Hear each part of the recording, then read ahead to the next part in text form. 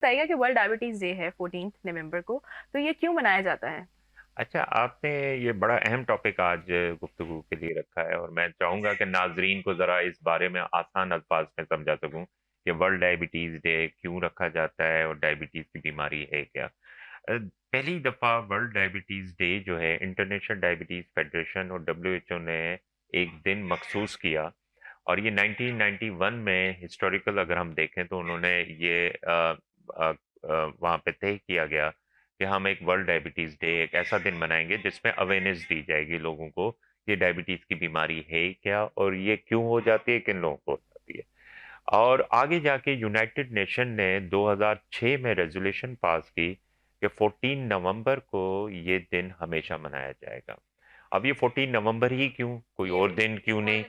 तो इसमें sir Frederick Bentinck, ये एक कैनेडियन मेडिकल साइंटिस्ट हैं, थे बल्कि। इन्होंने इंसुलिन डिस्कवर की थी चार्ल्स बेस्ट के साथ, वो भी मेडिकल साइंटिस्ट है, अमेरिकन कैनेडियन नेशनल थे।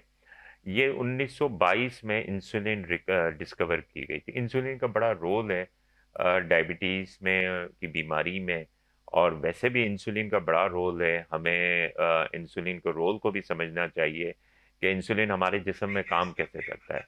तो ये वर्ल्ड डायबिटीज़ डे उस 1922 में जब ये इंसुलिन डिस्कवर हुई थी, इनके बर्थडे, क्योंकि 14 नवंबर अच्छा। इनकी बर्थडे थी सर फेडरिक बेंटिंग की, तो उनका दिन मनाया जाता है। इस दिन को अहम इसलिए भी समझा जाता है कि मैं आपको ये भी बताता चलूँ कि सर फ्रेडरिक बेंटिंग को इंसुलिन डिस्कवर करने पे नोबेल प्राइज भी मिला अच्छा। था और वो 1923 में उनको मिला था। तो इसलिए ये दिन रखा जाता है। अगर आप देखें कि इस दिन की अहमियत भी इसी तरह से है कि अगर आप देखें दुनिया में तकरीबन इस वक्त करंटली 8.2 बिलियन पॉपुलेशन है, जी।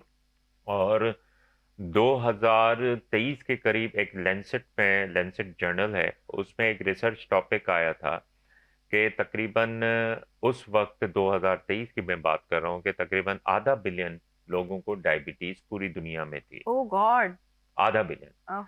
अब उन उस वक्त ये कहा गया कि अगर इस डायबिटीज को कंट्रोल नहीं किया गया तो ये 1.3 बिलियन यानी तकरीबन सवा अरब के करीब ये लोगों को हो। बीमारी 2045 तक हो जाएगी। तो डायबिटीज बड़ी तेजी से बढ़ रही है, जिसमें ग्लोबली अगर हम कॉन्टिनेंट देखा जाए तो सबसे ज्यादा middle east, south Asia, north America, इनमें ज्यादा है। फिर यूरोप आ जाता है, नॉर्थ अफ्रीका आ जाता है। बाकी जो अफ्रीकन कंट्रीज है उसमें ये डायबिटीज का प्रेवलेंस कम है।